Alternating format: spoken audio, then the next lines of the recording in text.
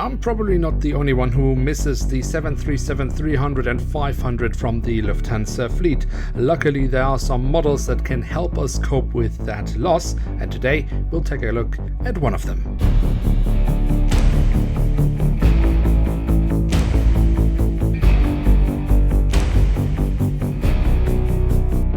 With that, hello and welcome to a new episode of Review Where We. Today we'll take a closer look at a Boeing 737-500 of Lufthansa. At the front of the box we have a very lovely image of the aircraft in real life, and at the top of the box we find the Lufthansa branding. Then on the back side of the box we have another really awesome image of the aircraft, and we are provided with the original dimensions of the aircraft as well as some additional information. So that's it for the box. Let's take a closer look inside and at the aircraft model itself.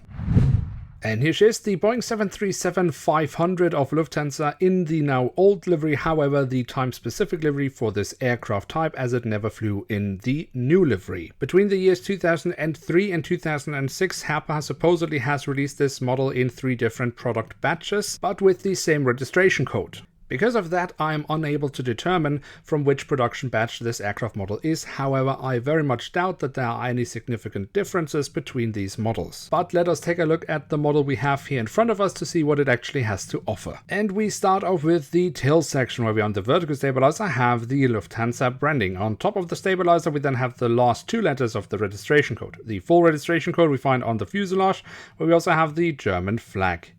Then at the front of the aircraft, across the fuselage, we have the Lufthansa branding, the aircraft type specification and the name of the aircraft, as well as a Star Alliance logo, of which Lufthansa is a founding member. And underneath the cockpit windows, we then also have the Lufthansa branding once more. And that's pretty much all we get around the cockpit section, other than the cockpit windows themselves. That, of course, is a little bit underwhelming.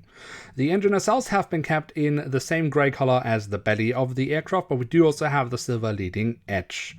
The physical detailing overall of the engines I think is actually pretty decent, especially given the age of this aircraft model.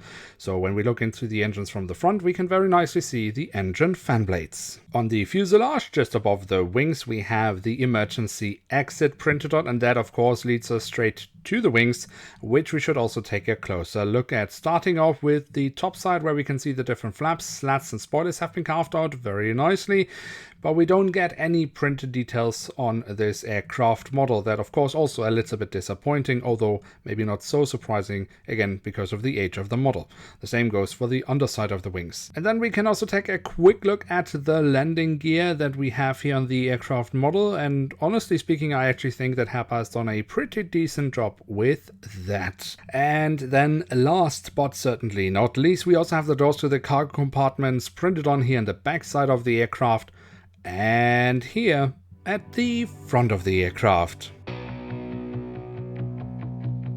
So there we have it, the Boeing 737-500 in the 1990s colors of Lufthansa. And what can we say about this aircraft model? If we were to be very critical, we could say that this aircraft model really isn't that good. Too many details are missing in the print and the mold is not that great for a 737. But the model was made between 2003 and 2006, so I don't think it is fair to apply today's standards and more importantly today's expectations to this aircraft model. So for the time that it is from, I actually think it is a very decent model from Herpa Wings. It does the job, nothing more, but also nothing less.